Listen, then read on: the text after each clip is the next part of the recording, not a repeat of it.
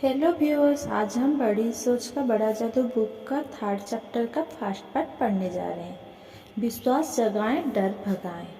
जब हम डर जाते हैं, डरे होते हैं, तो हमारे दोस्त हमें समझाते हैं, ये तुम्हारे मन का वहम है, चिंता मत करो, डरने की कोई बात नहीं है।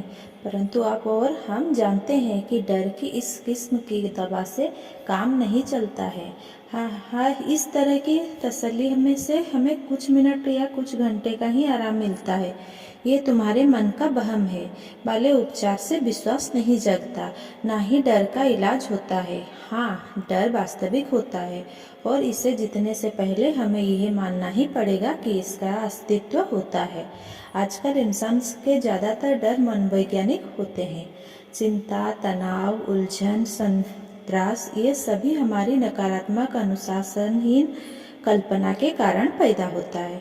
परंतु सिर्फ ये जानने से कि डर कैसे पैदा होता है, उस डर का इलाज नहीं हो जाता। जब डॉक्टर यह पता लगा दे लेता है कि आपके शरीर में कहीं पर कोई इन्फेक्शन है, तो इसका काम वहीं पर पूरा नहीं हो जाता। इसके बाद वो इन्फेक्शन का इलाज भी करता है। ये तुम्हारे मन का वहम है वाला पुराना विचार ये मानता है कि डर का वास्तव में अस्तित्व होता ही नहीं है। परंतु ऐसा नहीं है। डर का अस्तित्व होता है। डर असली है। डर सफलता का नंबर 1 दुश्मन है। डर लोगों को अवसर का लाभ उठाने से रोकता है। डर लोगों को शारीरिक रूप से कमजोर बना देता है। डर लोगों को बीमार बना देता है। डर लोगों की जिंदगी को छोटा कर देता है। आप जब बोलना चाहते हैं तो डर आपके मुंह को बंद करता है। डर, अनिश्चितता, आत्मविश्वास का अभाव के ही कारण हमारी अर्थव्यवस्था में मंदियाँ आती है। डर के ही कारण करोड़ों लोग इतना काम हासिल कर पाते हैं और जीवन का उतना कम आनंद ले पाते हैं। वास्तव में डर एक शक्तिशाली भावना है। किसी न किसी रूप में डर लोगों को यह हासिल करने से रोकता है जो वे जीवन में हासिल करना चाहते हैं। डर हर तरह का और हर आकार का डर मनोवैज्ञानिक इन्फेक्शन का एक रूप है। हम अपने मानसिक इन्फेक्शन को भी उसी तरीके से दूर कर सकते हैं जिस तरह हम अपने शारीरिक इन्फेक्शन को दूर करते हैं, यानी उसका इलाज करके। इसके लिए सबसे पहले हमें उपचार के पहले की तैयारी करनी होगी। यह जानना होगा कि आत्मविश्वास आसमान से आकर हमारी दिमाग में नहीं घुसता, बल्कि हासिल किया जाता है, विकसित किया जाता है। कोई भी व्यक्ति आत्मविश्वास के साथ पैदा नहीं होता। जिन लोगों में आत्मविश्वास प्रचुरता में होता है, जिन्होंने चिंता को जीत लिया है, जो हर जगह और हर कहीं बेफिक्र से आते जाते हैं, उन्होंने यह आत्मविश्वास धीरे धीरे हासिल किया है। आप भी ऐसा ही कर सकते हैं। यह अभ्यास आपको बताएगा कैसे। द्वितीय विश्व युद्ध में नेवी ने यह फैसला किया कि इसके सभी नए रंगरूटों को तैरना आना चाहिए। इसके पीछे यह विचार था कि तैरना आने से किसी डूबते आदमी की जान बचाई जा सकती है। जिन लोगों को तैरना नहीं आता था, उनके लिए तैरने की कक्षाएं आयोजित की गए। मैंने इस तरह के एक प्रशिक्षण को देखा। सतही तौर पर यह देखना मजेदार था कि इतने बड़े बड़े जवान और स्वस्थ लोग कुछ फुट गहरे पानी में कूदने से घबरा रहे थे। इन लोगों को 6 फुट ऊंचे स्टैंड से पानी में कूदना था और पानी सिर्फ 8 फुट गहरा था। हालांकि आसपास बहुत से विशेषज्ञ तैराक खड़े थे और जान का कोई जोखिम नहीं था, फिर भी ये वयस्क लोग बुरी तरह आतंकित थे। गहराई से सोचने पर यह दुखद प्रसंग था। उनका डर वास्तविक था, परंतु उनमें और हार के डर के बीच में केवल एक ही चीज आड़े आ रहा था, और वो थी नीचे के पानी में छलांग। एक से ज्यादा बार मैंने देखा कि इन युवकों को बोर्ड से अनपेक्षित धक्का दे दिया गया और इसका परिणाम ये हुआ कि पानी से उनका डर हमेशा के लिए दूर हो गया। हजारों भूतपूर्व नेवी के जवान इस घटना से परिचित होंगे। इस घटना से हमें ये शिक्षा मिलती है, काम करने से डर दूर होता है। दुविधा में रहने या अनिवार्य की स्थिति में रहने से या काम टालने से हमारा डर बढ़ता है। इसे अभी हाल अपनी सफल नियमों की पुस्तिका में लिख ले। काम करने से डर दूर होता है। काम करने से डर सचमुच दूर होता है। कुछ महीनों पहले 40 साल का एक परेशान हाल एग्जीक्यूटिव मुझसे मिलने आया। वो एक बड़े रेटलिंग संगठन में महत्वपूर्ण पद पर था। चिंतित स्वर में उसने मुझे बताया, मुझे डर है कि मेरी नौकरी छूट जाएगी। मुझे ऐसा लगता है कि मेरे थोड़े से दिन बचे हैं। क्यों? मैंने पूछा। सभी बातें मेरे खिलाफ है। मेरे विभाग की बिक्री के आंकड़े पिछले साल से 7% कम है। ये बहुत बुरा है, खासकर तब जब हमारे स्टोर की सेल पिछले साल की तुलना में 6% बढ़ी है। मैंने हाल ही में कुछ गलत फैसले लिए हैं और मुझे कई बार मीटिंग में ये संकेत दिया गया है कि मैं कंपनी की प्रगति के साथ साथ प्रगति नहीं कर पा रहा हूँ। मुझे इतना बुरा अनुभव पहले कभी नहीं हुआ। मेरी पकड़ ढीली होती जा रही है और ये सबको साफ दिख रहा है। मेरे कर्मचारियों को भी इस बात का एहसास है। मेरे सेल्समैन भी ये देख सकते हैं। दूसरे एग्जीक्यूटिव भी ये जानते हैं कि मैं ढलान पर नीचे फिसल रहा हूँ। एक साथी एग्जीक्यूटिव ने तो पिछली मीटिंग में यहाँ तक सुझाव दिया कि मेरा कुछ काम उसके डिपार्टमेंट को सौंप दिया जाए ताकि स्टोर के लिए कुछ लाभ कमाया जा सके। मैं एक ऐसा डूबता हुआ आदमी हूँ जिसे बहुत सारे लोग डूबता हुआ देख रहे हैं और उसके डूबने का इंतजार कर रहे हैं। एग्जीक्यूटिव ने अपनी दुर्दशा पर बोलना जारी रखा। आखिरकार मैंने उसे बीच में रोककर उससे पूछ ही लिया, तो आप इस बारे में क्या कर रहे हैं? आप स्थिति को सुधारने के लिए क्या प्रयास कर रहे हैं? मैं इसमें कर ही क्या सकता हूँ? उसने जवाब दिया, मैं सिर्फ वही उम्मीद कर रहा हूँ कि सब कुछ ठीक हो जाए। इस पर मैंने कहा, परंतु क्या उम्मीद करने से ही सब कुछ ठीक हो जाएगा? फिर बिना उसे जवाब देने का मौका दिए मैंने उससे अगला सवाल पूछा, क्यों ना उम्मीद करने के साथ साथ आप कुछ प्रयास भी करें? तो कैसे? उसने कहा, आपके मामले में 2 तरह के काम किए जा सकते हैं। पहला तो यह है कि आप अपनी सेल्स को बढ़ाकर दिखाएं। हमें यहीं से शुरू करना होगा। कोई ना कोई वजह तो होगी जिसके कारण आपकी सेल्स कम हो रही है। उस वजह का पता लगाएं। हो सकता है कि आपको अपनी पुराना माल निकालने के लिए स्पेशल सेल लगानी पड़े ताकि आप नया माल खरीद सकें। शायद आपको अपने डिस्प्ले काउंटर्स को अलग तरीके से जमाना चाहिए। शायद आपको अपने सेल्समैनों में ज़्यादा उत्साह भरना चाहिए। मैं यह तो नहीं बता सकता कि किस तरह आपका सेल्स वॉल्यूम बढ़ सकता है, परंतु यह किसी न किसी तरह तो बढ़ ही सकता है। और उसके अलावा आप अपने मैनेजर से भी बात करके देख लें। हो सकता है कि वे आपको नौकरी से निकालने वाले हो, परंतु अगर आप उनकी सलाह लेंगे तो वे आपको समस्या को सुलझाने के लिए निश्चित रूप से ज़्यादा मोहलत दे देंगे। स्टोर के लिए आपका विकल्प ढूंढना बहुत मुश्किल होगा, बशर्ते कि टॉप मैनेजमेंट को यह लगे कि आप समस्या को सुलझाने का गंभीर प्रयास कर रहे हैं। मैं आगे कहता रहा, इसके बाद आप अपने कर्मचारियों से, अपने अधीनस्थ से बात करें। डूबते हुए आदमी की तरह व्यवहार करना छोड़ दें। अपने आसपास के लोगों को यह एहसास होने दें कि आप में अभी जान बाकी है। एक बार फिर उसकी आंखों में हिम्मत लौट आई थी। फिर उसने पूछा, आपने कहा था कि मैं 2 कदम उठा सकता हूँ। दूसरा कदम क्या है?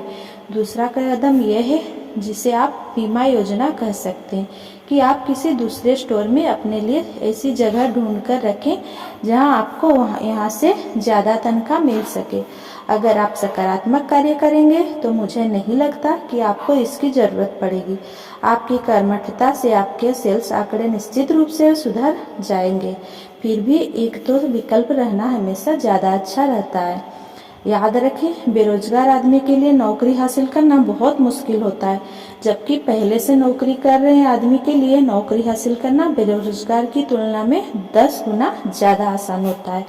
2 दिन पहले यही एग्जीक्यूटिव मुझसे मिलने आया। आपसे चर्चा के बाद मैं काम में जुट गया। मैंने बहुत से बदलाव किए, परंतु सबसे बड़ा बदलाव मैंने अपने सेल्समैन के रवैये में किया। पहले मैं सप्ताह में 1 बार मीटिंग लिया करता था। अब मैं हर सुबह मीटिंग लेता हूँ। मैंने इन सभी लोगों में उत्साह भर दिया है। ऐसा लगता है कि मेरे जोश को देखकर उनमें भी हौसला आ गया है। जब उन्होंने देखा कि मुझ में जान बाकी है तो उन्होंने भी ज़्यादा मेहनत करने का फैसला कर लिया। ऐसा लगता है जैसे वे सिर्फ इस बात का इंतज़ार कर रहे थे कि मैं आगे बढ़ने में पहल करूं। अब सब कुछ ठीक चल रहा है। पिछले हफ्ते मेरी बिक्री पिछले साल की तुलना में ज़्यादा हुई है और यह स्टोर की औसत बिक्री से भी काफ़ी अच्छी है। ओह बहरहाल उसने कहा, मैं आपको एक और अच्छी खबर सुनाना चाहता हूँ। मुझे 2 वैकल्पिक नौकरियों की प्रस्ताव मिले हैं।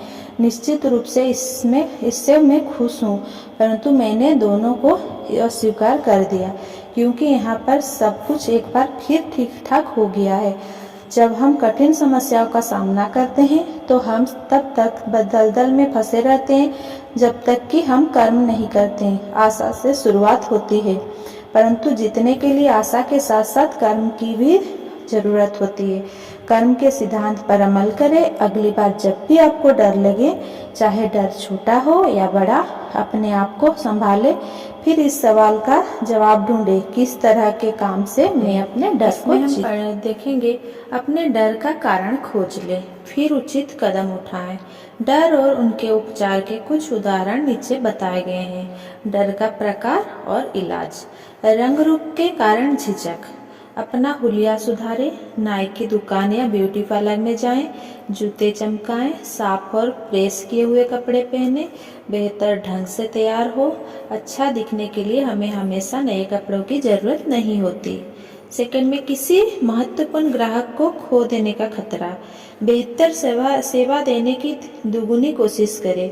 ऐसे हर चीज को सुधार ले जिससे आपके ग्राहकों को आप में विश्वास कम होता है। परीक्षा में फेल हो जाने का डर।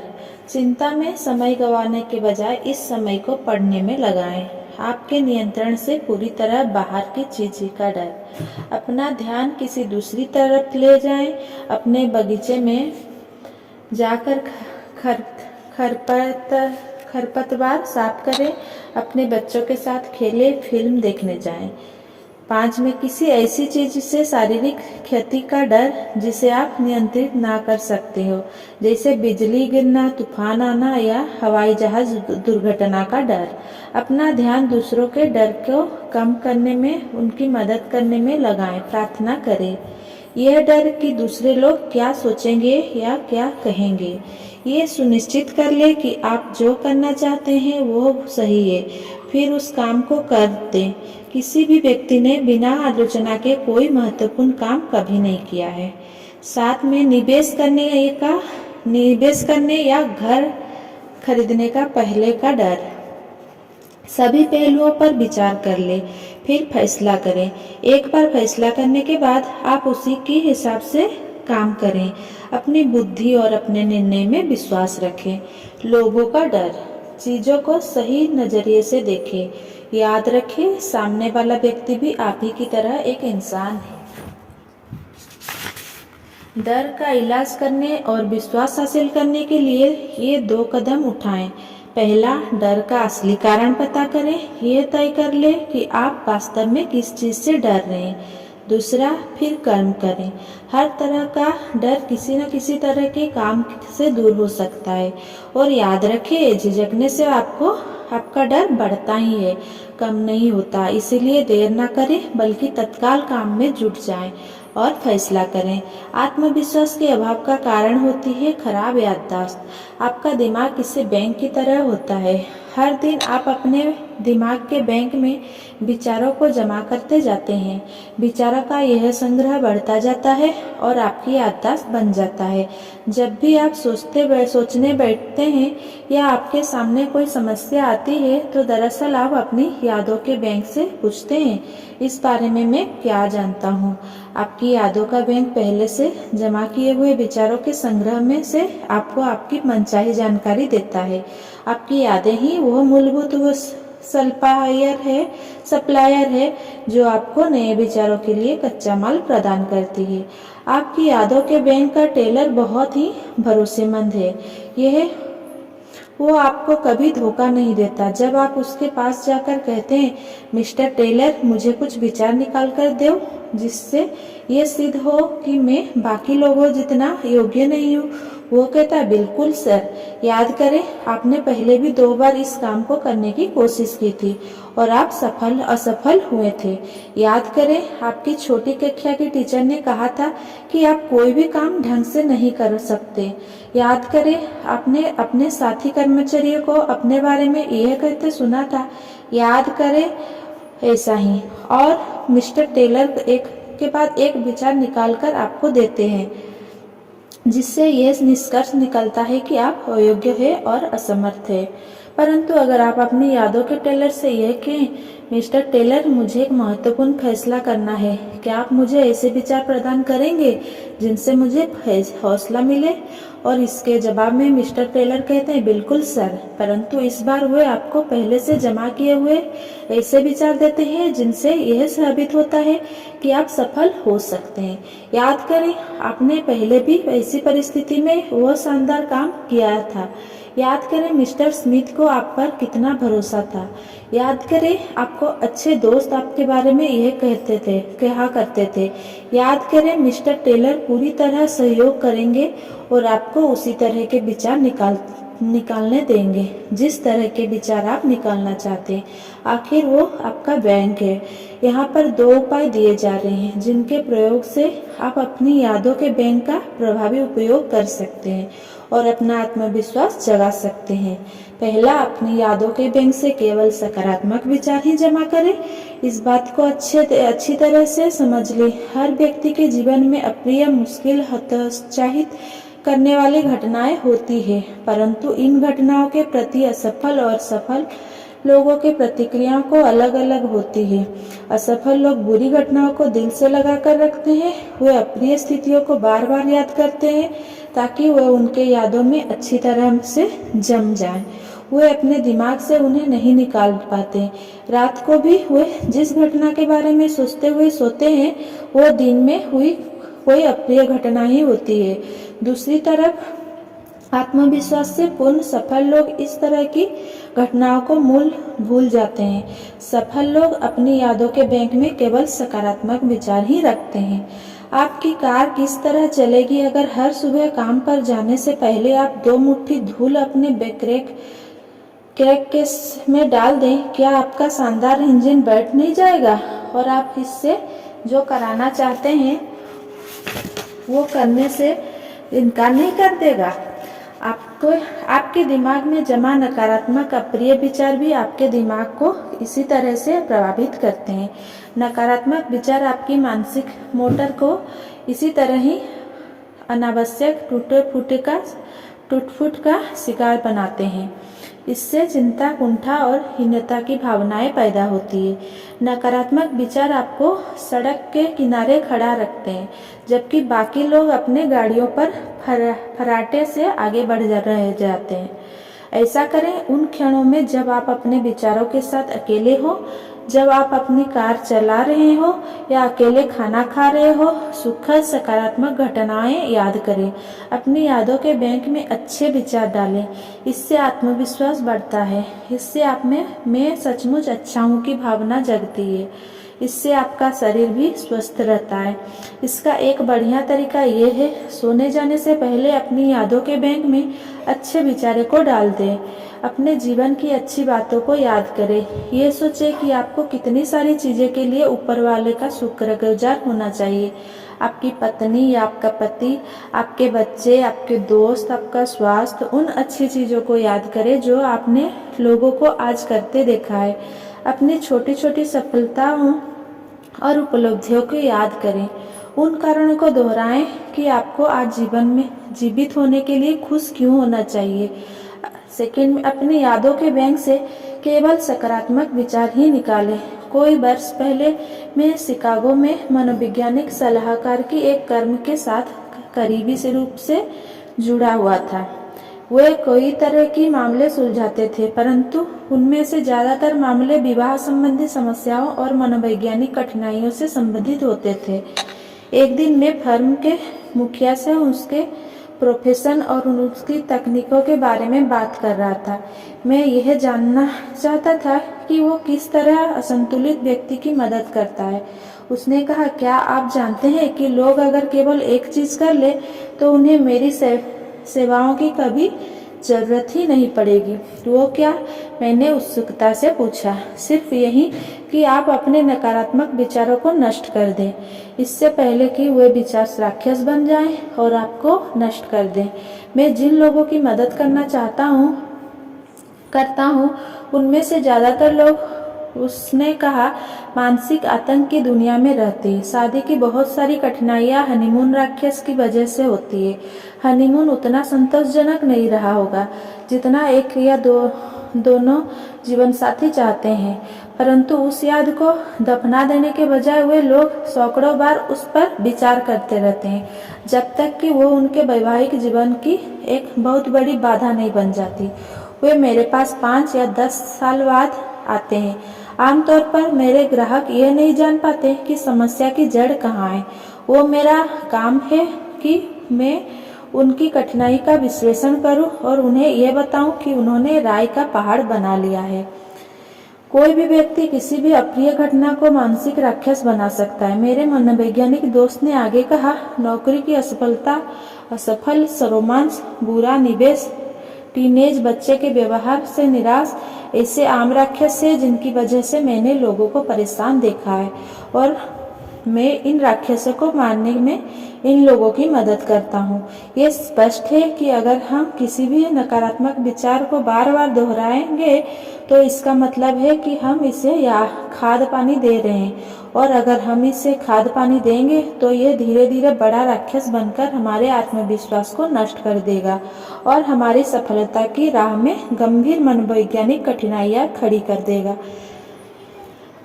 कॉस्मोपॉलिटन मैगजीन में हाल ही में छपे एक लेख में the drive to an self destruction में एलिस मल्लाह ने इस तरह इशारा किया है कि हर साल 30,000 अमेरिकी आत्महत्या कर लेते हैं और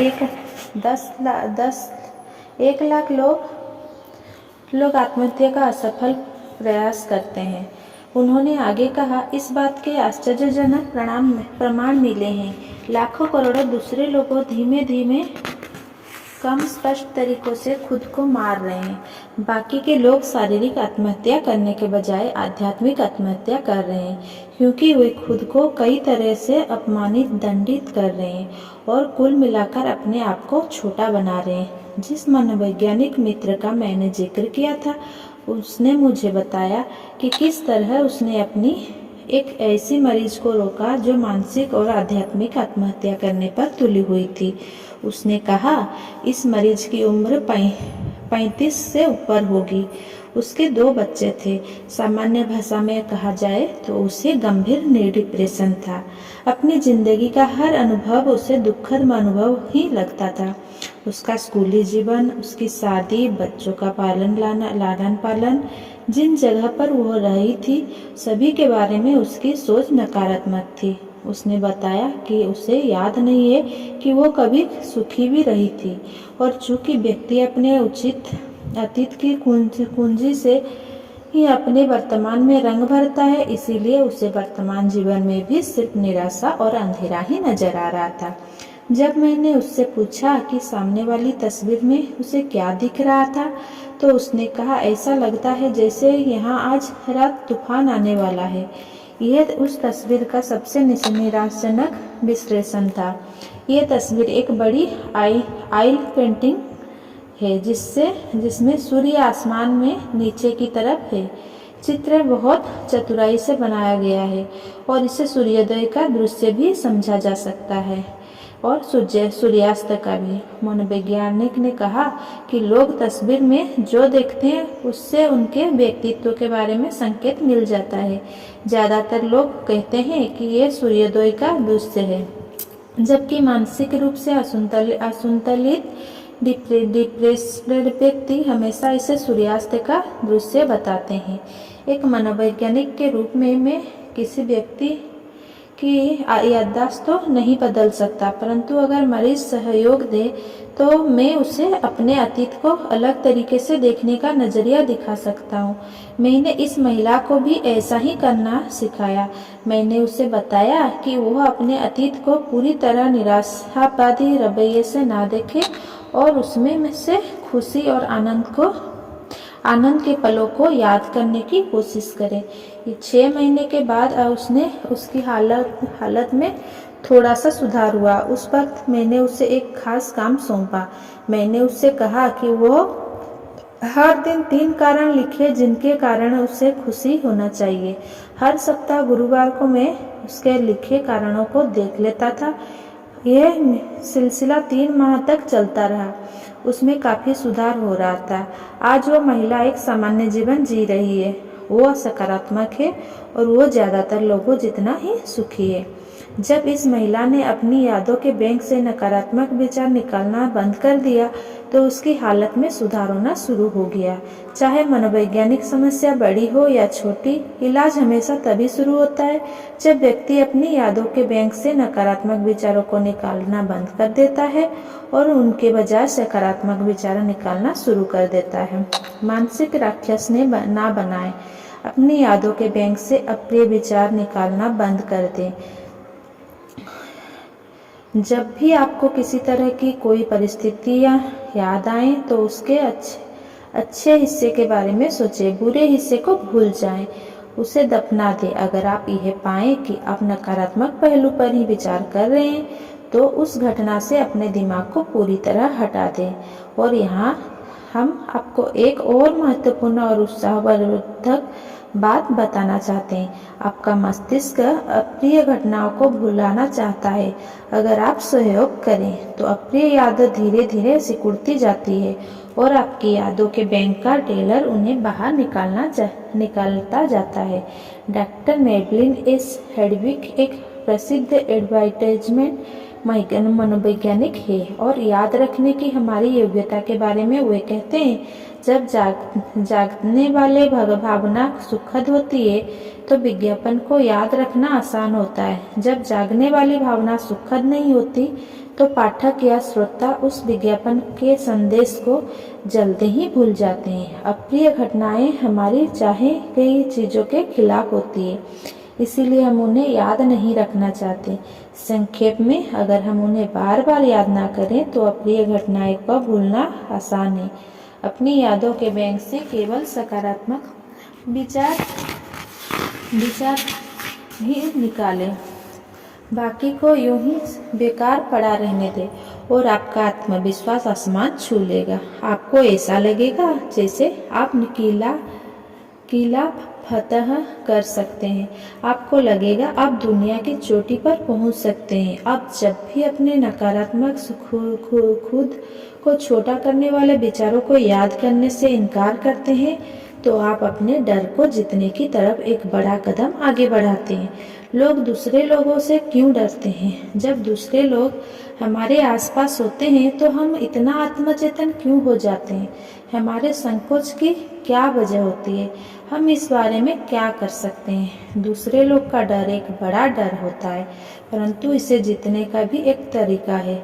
अगर आप उसे सही पहलू से देखने की आदत डाल ले तो आप लोगों के डर को जीत सकते हैं।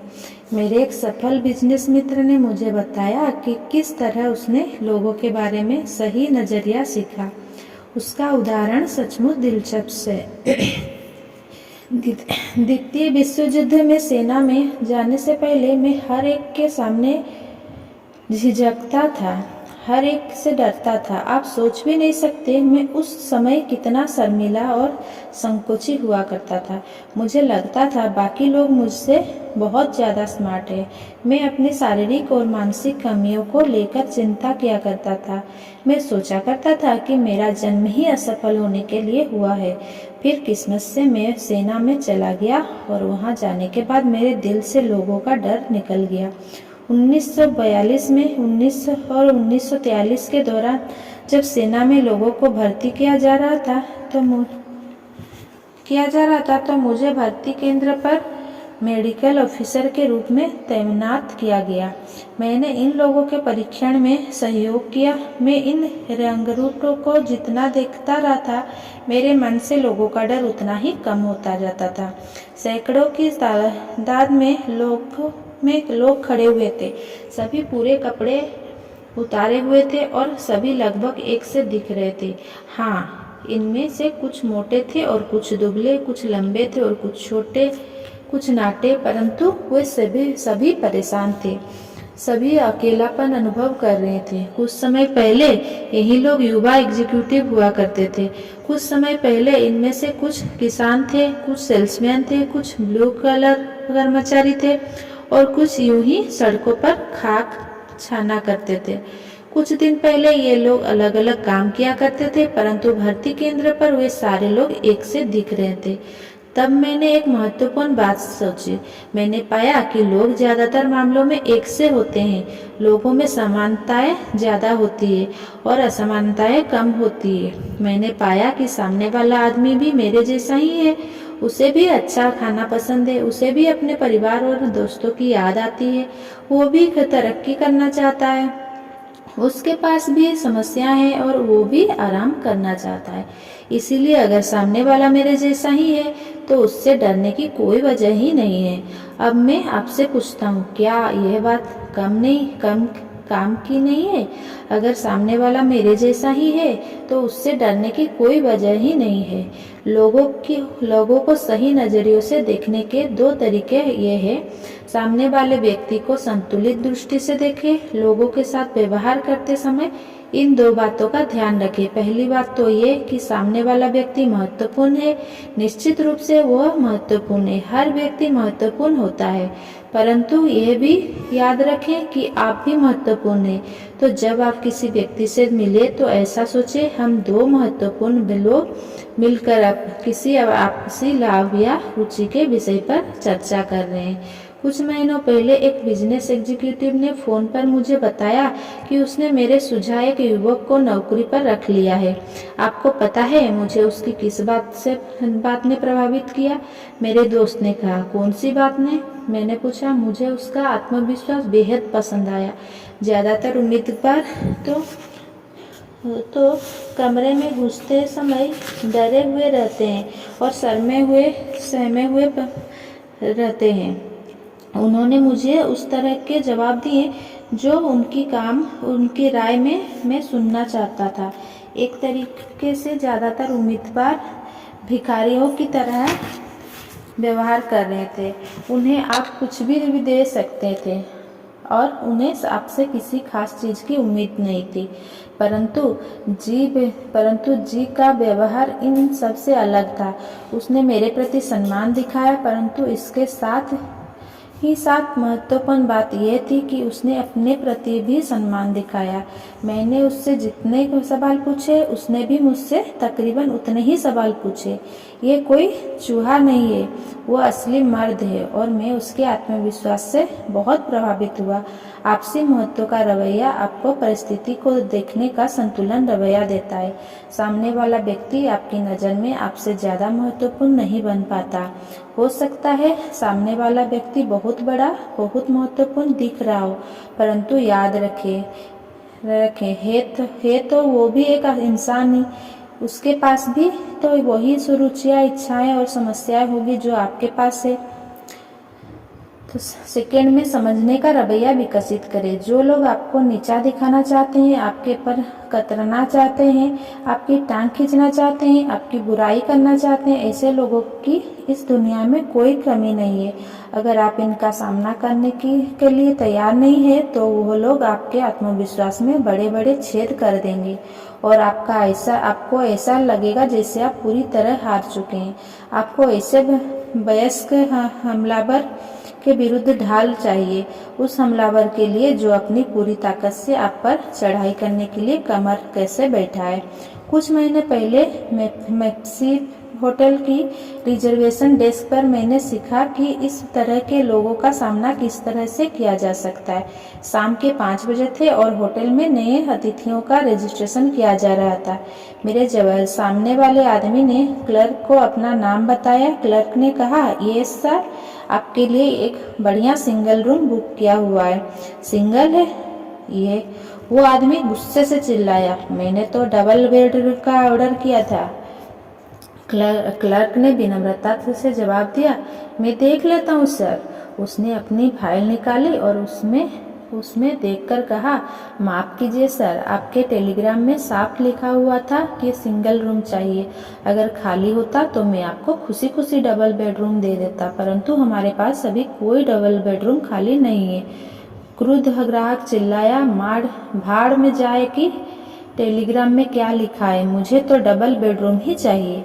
फिर उसने इस लहजे में बात करना शुरू कर दिया, तुम नहीं जानते मैं कौन हूँ। और उसके बाद वो वहाँ तक आ गया, मैं तुम्हें देख लूँगा, मैं तुम्हें नौकरी से निकलवा दूँगा, मैं तुम्हें यहाँ नहीं रहने दूँगा। शाब्दिक आक्रमण की इस बौछार की विनम्रता से सहन करते हुए क्लर्क ने कहा, सर माफ़ कीजिए, हमने आपको निर्देशों का पालन किया है। आखिरकार ग्राहक, जो अब आगवा बुला हो चुका था, बोला, चाहे मुझे सबसे बढ़िया कमरा भी मिल जाए तो भी अब मैं इस होटल में कभी नहीं ठहरूंगा। और ये कहकर वो होटल से बाहर निकल गया। मैं डेस्क पर पहुंचा और मैं सोच रहा था कि क्लर्क इस बदतमीजी भरे व्यवहार के कारण विचलित होगा, परंतु मुझे हैरत हुई जब उसने मेरा स्वागत मधुर आवाज में गुड मॉर्निंग सर कहकर किया। जब वो मेरे रजिस्ट्रेशन की कार्यवाही पूरी कर रहा था तो मैंने उससे कहा, मुझे आपका तरीका बहुत पसंद आया। आपका अपनी भावनाओं पर जबरदस्त नियंत्रण है।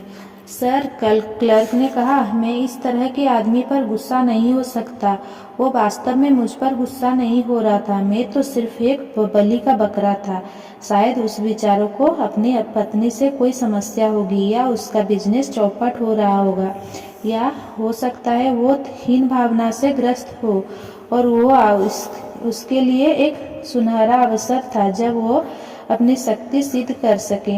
मैं वो आदमी था जिस पर वो अपने दिल की भड़ास निकाल सकता था। क्लर्क ने बाद में यह जोड़ दिया, अंदर से शायद वो बहुत भला आदमी होगा। ज़्यादातर लोग होते हैं। लिफ्ट की तरह बढ़ते समय मैं उसके शब्दों को दोहरा रहा था, अंदर से शायद वो बहुत भला आदमी होगा। ज़्यादातर लोग होते हैं। जब भी कोई आप पर आक्रमण करे तो आप इन 2 वाक्यों को याद कर लें। अपने गुस्से पर काबू रखें। इस तरह की स्थितियों में जितने का सही यही तरीका होता है कि सामने वालों को अपने दिल की भड़ास निकाल लेने कई साल पहले विद्यार्थियों की परीक्षा की कॉपी जांचते समय एक कॉपी को देखकर मुझे हैरत हुई। इस विद्यार्थी ने पूरे साल समूह चर्चाओं और पिछले टेस्ट्स में यह साबित किया था कि उसमें प्रतिभा थी, जबकि उसकी परीक्षा की कॉपी कुछ और ही कह रही थी। मुझे ऐसा अनुमान था कि वो कक्षा में सबसे ज़्यादा नंबर लाएगा। इसके बजाय उसके नंबर परीक्षा में सबसे कम आ रहे थे। जैसा मैं इस तरह के मामले में किया करता था, मैंने अपनी सेक्रेटरी से कहा कि वो उस विद्यार्थी को मेरे ऑफिस में एक महत्वपूर्ण विषय पर बात करने के लिए बुलवाएं। जल्दी ही पॉल डब्ल्यू वहाँ आया। ऐसा लग रहा था जैसे वो किसी बुरे दौर से गुजर रहा था। उसके बैठने के बाद मैंने उससे पूछा और कहा, क्या हुआ पॉल, तुमने परीक्षा में जिस तरह लिखा है उस तरह की मुझे तुमसे उम्मीद नहीं थी। पॉल पसोपेस्था में था। उसने अपने पैरों की तरफ देखते हुए जवाब दिया, सर, जब मैंने देखा कि आपने मुझे नकल करते हुए देख लिया है तो इसके बाद मेरी हालत खराब हो गई। मैं कोई सवाल ठीक से नहीं कर पाया। ईमानदारी से कहूँ तो मैंने जिंदगी में पहली बार नकल की थी। मैं अच्छे नंबरों से पास होना चाहता था, इसीलिए मैंने सोचा क्यों ना बेईमानी का सहारा ले लूं। वो बुरी तरह परेशान दिख रहा था, परंतु एक बार जब उसने बोलना शुरू कर दिया तो फिर वो चुप होने का नाम ही नहीं ले रहा था। मुझे लगता है अब आप मुझे कॉलेज से निकाल देंगे। यूनिवर्सिटी का नियम तो यही है कि अगर कोई विद्यार्थी किसी भी तरह की बेईमानी करेगा तो उसे हमेशा के लिए कॉलेज से निष्कासित किया जा सकता है। यहाँ पर पॉल ने यह बताना शुरू कर दिया कि कॉलेज से निकाले जाने के बाद उसके परिवार की इज्जत खाक में मिल जाएगी, उसकी पूरी जिंदगी बर्बाद हो जाएगी और इसके अलावा और भी बहुत सारे बुरे परिणाम होंगे। आखिरकार मैंने उससे कहा, अब बस भी करो, शांत बैठ जाओ, मैं तुम्हें कुछ बता दूं। मैंने तुम्हें नकल करते हुए नहीं देखा। जब तक तुमने मुझे इसके बारे में नहीं बताया तब तक मुझे यह अंदाजा भी नहीं था कि समस्या ये थी। मुझे दुख है पॉल कि तुमने नकल की। फिर मैंने आगे कहा, पॉल मुझे बताओ कि तुम अपनी यूनिवर्सिटी के अनुभव से क्या सीखना चाहते हो। अब वो थोड़ा शांत हो चुका था और वो एक पल रुकने के बाद उसने जवाब दिया, डॉक्टर मुझे लगता है कि मेरा असली लक्ष्य तो जीने का तरीका सीखना है, परंतु मुझे लगता है कि मैं अपने लक्ष्य को हासिल करने में बुरी तरह असफल हो चुका हूँ। हम कई तरीकों से सीखते हैं, मैंने कहा। मुझे लगता है तुम इस अनुभव से सफलता का असली सबक सीख सकते हो। जब तुमने अपनी पर्ची से नकल की तो तुम्हारी अंतरात्मा तुम्हें कचोटने लगी। इससे तुम में अपराध बोध की भावना जाग गई और तुम्हारा आत्मविश्वास खत्म हो गया। जैसा तुमने कहा, इसके बाद तुम्हारी हालत खराब हो गई। ज्यादातर बार होता ये है पॉल की सही और गलत का मसला हम नैतिक या धार्मिक दृष्टिकोण से देखते हैं। अब इस बात को समझ ले, मैं यहाँ तुम्हें भाषण नहीं दे रहा हूँ, ना ही तुम्हें सही और गलत काम के बारे में कोई प्रवचन देने की मूड में हूँ, परंतु ये जरूरी है कि हम इसके व्यावहारिक पहलू पर नजर डालें।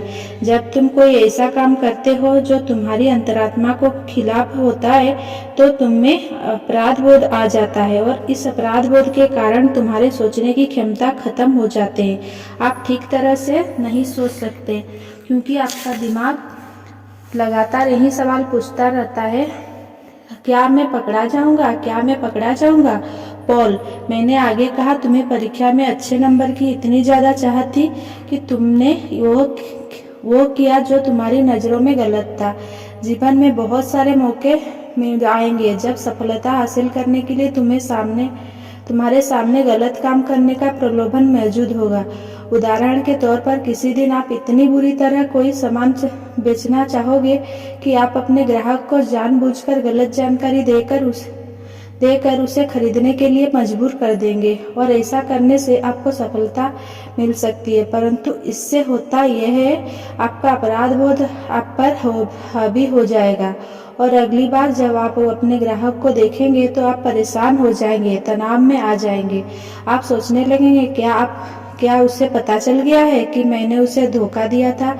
आपकी प्रस्तुति इसीलिए प्रभावी नहीं होगा क्योंकि आप पूरे मन से प्रस्तुति नहीं दे पाएंगे। इस बात की संभावना है कि आप इसके बाद उसी ग्राहक को दूसरी, तीसरी, चौथी और कई बार सामान बेचने का अवसर गंवा देंगे। लंबे समय में इस तरह की गलत सेल्स तकनीकी आपकी अंतरात्मा को तो चोट पहुंचाएगी ही, आपकी आमदनी को भी कम कर देगी। इसके बाद मैंने पॉल को बताया कि जब किसी बिजनेसमैन या प्रोफेशनल आदमी को यह डर सताता है कि उसकी पत्नी को उसके विवाहेतर प्रेम संबंध का पता चल जाएगा तो वो असफल होने लगता है। वो दिन रात यही सोचता रहता है, क्या उसे पता चल जाएगा, क्या उसे पता चल जाएगा। इसी कारण उसका आत्मविश्वास कमजोर हो जाता है और इसका परिणाम यह होता है कि वो नौकरी या घर में कोई भी काम ठीक तरह से नहीं कर पाता है।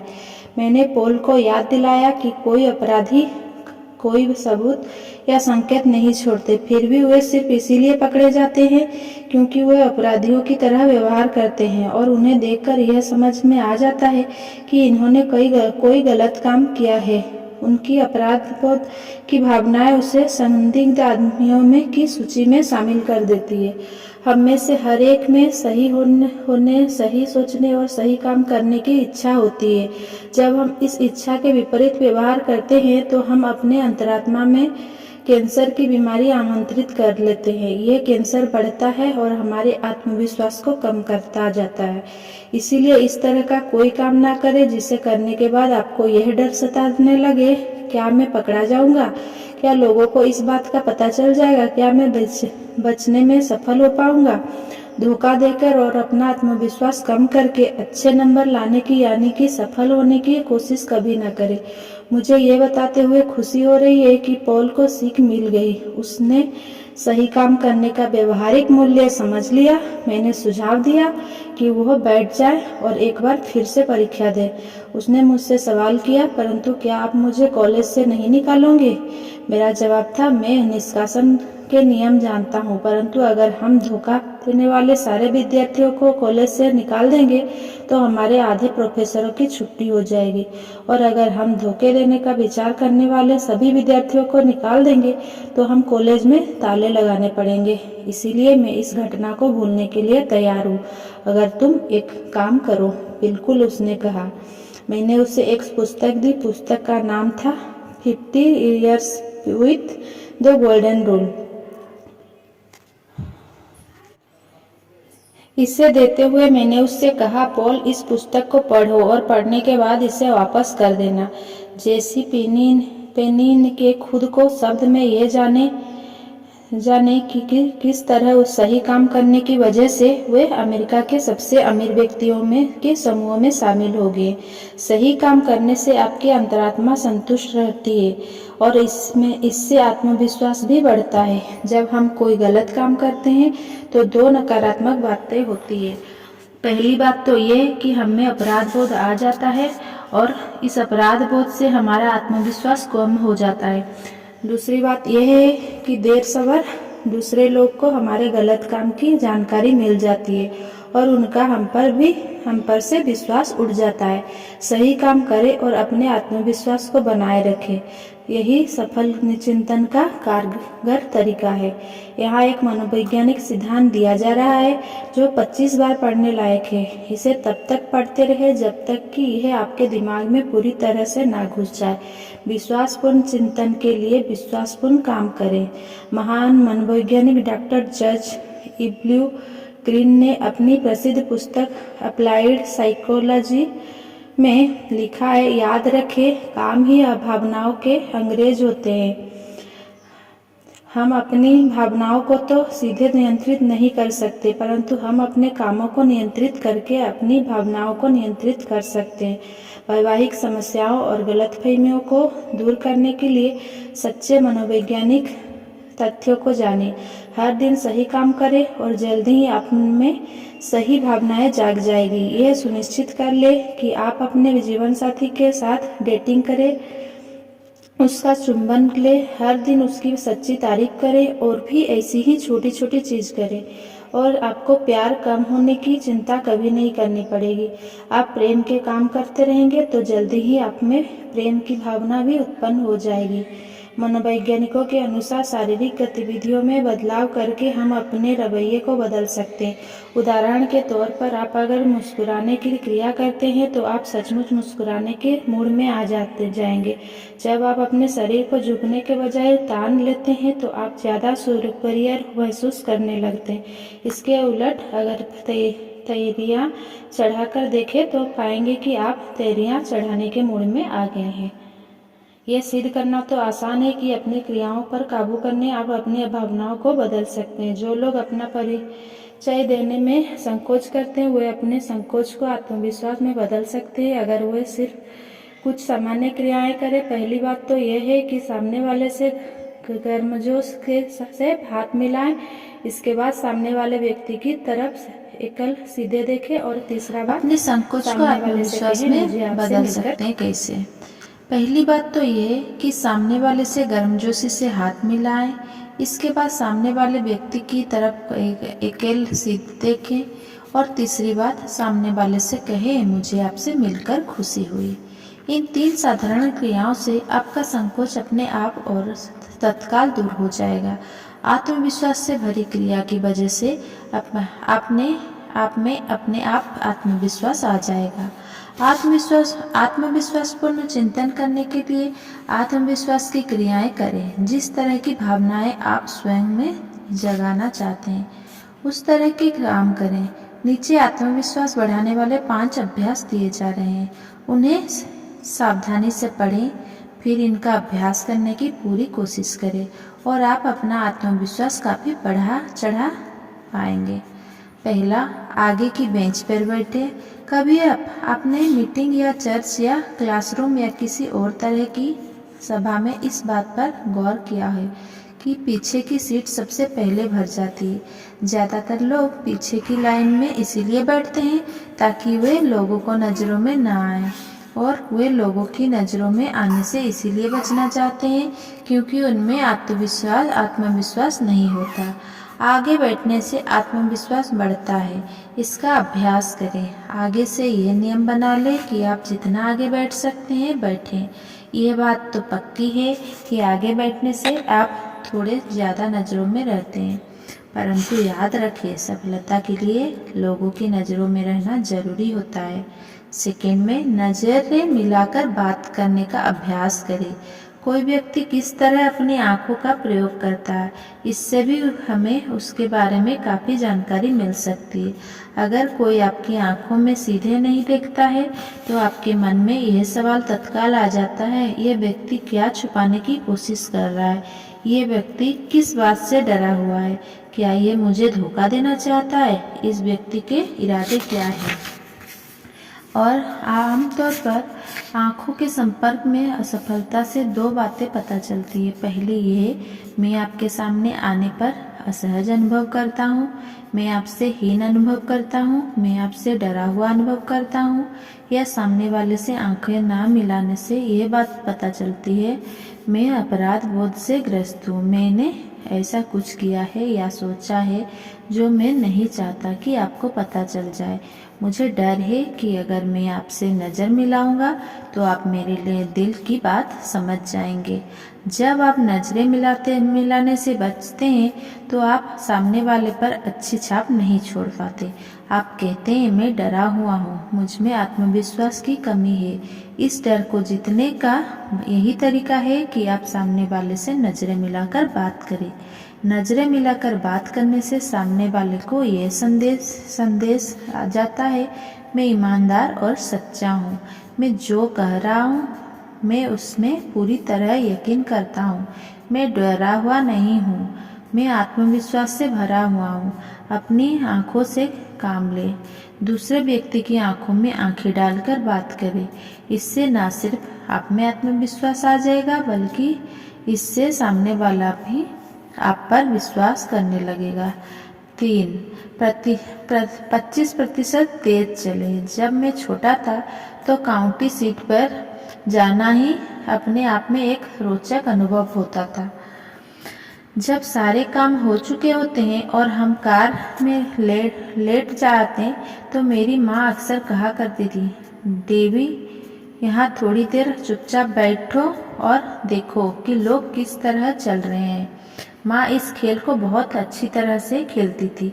वह कहा करती थी, उस आदमी को देखो, वो परेशान सा दिख रहा है, या तुम्हें क्या लगता है वो महिला क्या करने जा रही है, या उस आदमी की तरफ देखो, वो कोहरे में लिपटा हुआ लगता है।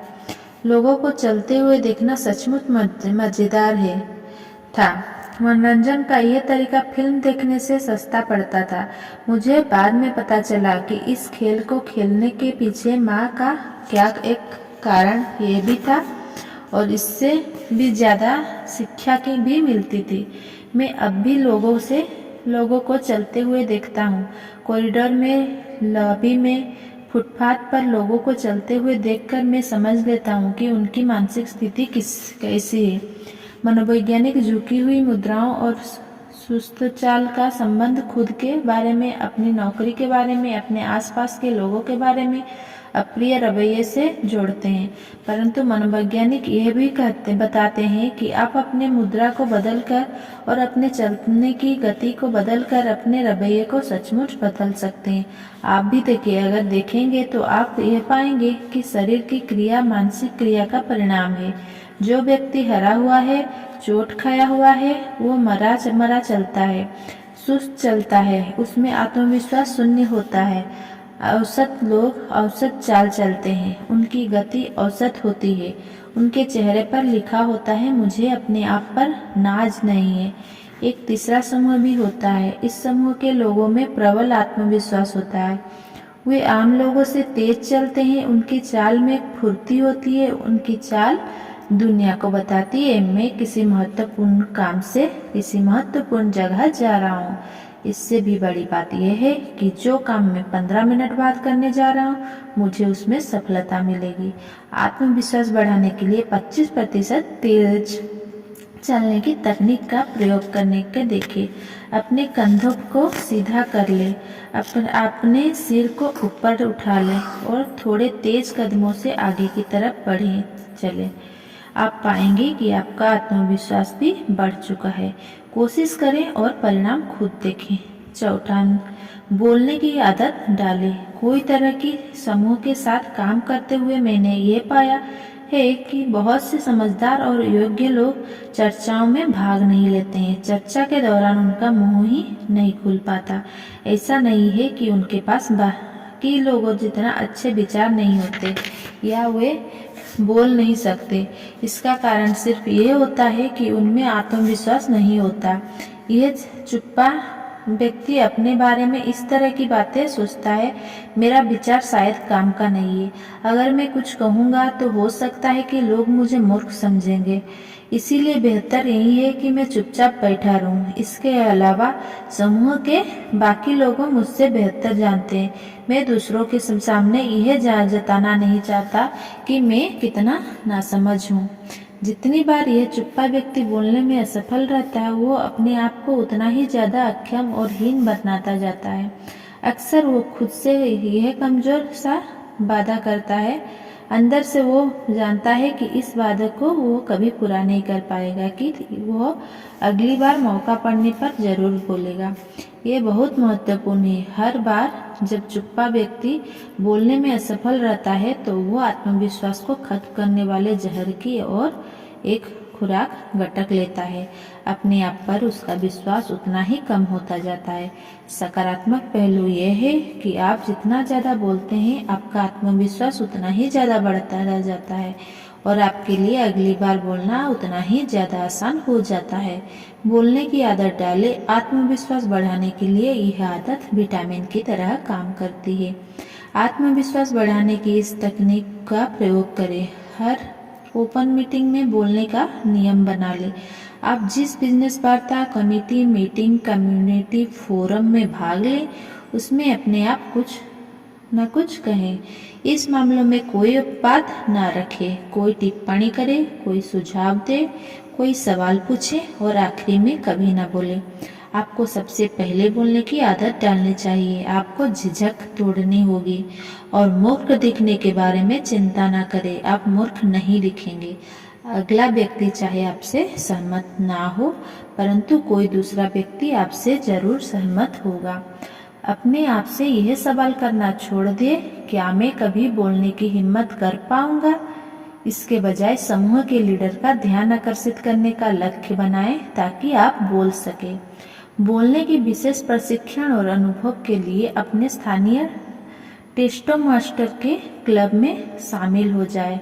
हजारों लोगों ने इस तरह की सुनियोजित कार्यक्रम में शामिल होकर लोगों के साथ और लोगों के सामने चर्चा करके अपना आत्मविश्वास बढ़ाया है।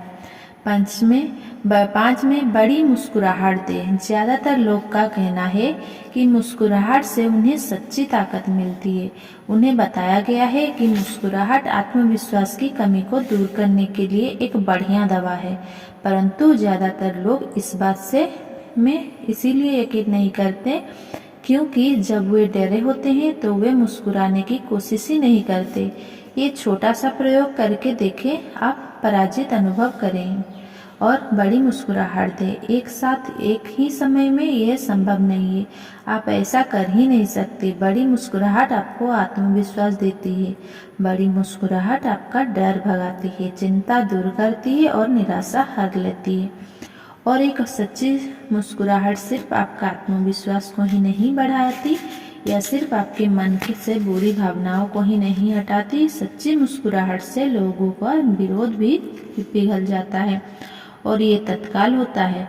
अगर आप किसी को बड़ी सी सच्ची मुस्कुराहट दें तो सामने वाला व्यक्ति आपसे गुस्सा ही नहीं हो सकता। कुछ समय पहले की बात है, मेरे साथ एक घटना हुई जिसमें ऐसा ही हुआ। मैं चौराहा पर हरी बत्ती जलने का इंतजार कर रहा था कि तभी भड़ाम की आवाज़ आई। मेरे पीछे वाले ड्राइवर का पैर ब्रेक पर से हट गया था और उसने मेरी कार के बम्पर में पीछे से टक्कर मार दी थी। मैंने शीशे में से देखा कि वो बाहर निकल रहा था। मैं भी तत्काल बाहर निकल पाया और नियमों की पुस्तक को भूलते हुए बहस के लिए तैयार हो गया। मैं मानता हूँ कि मैं उससे बहस करके उसे नीचा दिखाने के लिए पूरी तरह तैयार था, परंतु सौभाग्य से इसके पहले कि मुझे ऐसा करने का मौका मिलता, वो मेरे पास आया, मुस्कुराया और उसने गंभीरता से कहा, दोस्त, मेरा ऐसा कोई इरादा नहीं था। उसकी मुस्कुराहट और इसके गंभीर वाक्य को सुनकर मेरा गुस्सा काफूर हो गया। जवाब में मैंने इस तरह की बात कही, चलता है, ऐसा तो होता ही रहता है। पलक झपकते ही हमारा विरोध मित्रता में बदल गया। बड़ी मुस्कुराहट दे और आप महसूस करेंगे कि एक बार फिर खुशी के दिन लौट आए हैं, परंतु मुस्कुराहट बड़ी होनी चाहिए। आधी मुस्कुराहट से काम नहीं चलेगा।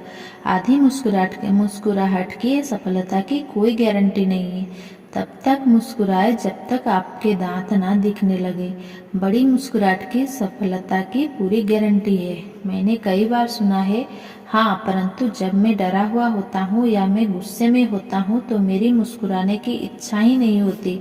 बिल्कुल नहीं होती होगी, किसी की नहीं होती। परंतु यही तो खास बात है कि आप ऐसे वक्त भी खुद कहें, मैं मुस्कुरा कर दिखा दूंगा, फिर मुस्कुराएं। मुस्कुराहट की शक्ति का दोहन करें। इन 5 तकनीकों के प्रयोग से लाभ उठाएं। कार्य करने से डर दूर होता है। अपने डर को चिन्हित कर ले और फिर रचनात्मक कार्य करें। अकर्मण्यता, किसी परिस्थिति के बारे में कुछ न करने की आदत से डर बढ़ता है और आत्मविश्वास कम होता है। सेकेंड में अपनी यादों के बैंक में केवल सकारात्मक विचार ही जमा करने की कोशिश करें। नकारात्मक, खुद को नीचा दिखाने वाले विचारों को मानसिक राक्षस ना बनने दें। अप्रिय घटनाओं या परिस्थितियों को याद करने की आदत छोड़ दें। 3 नंबर, लोगों को सही पहलू से देखें। याद रखें, लोग ज्यादातर मामलों में एक जैसे होते हैं और बहुत कम मामलों में एक दूसरे से अलग होते हैं। सामने वाले के बारे में संतुलित नजरिया रखें। आखिर वो भी आप ही की तरह एक इंसान है और आप समझने की कोई रवैये का भी प्रयोग करें। कई लोग भौंकते हैं, परंतु बहुत कम लोग सचमुच काटते हैं। 4 नंबर, वही काम करने की आदत डालें जो आपकी अंतरात्मा के हिसाब से ठीक है।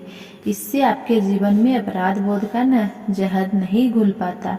सही काम करना सफलता के लिए एक बहुत व्यवहारिक नियम है। अपने हर काम से यह झलकने दे, मुझ में आत्मविश्वास है, काफ़ी आत्मविश्वास है।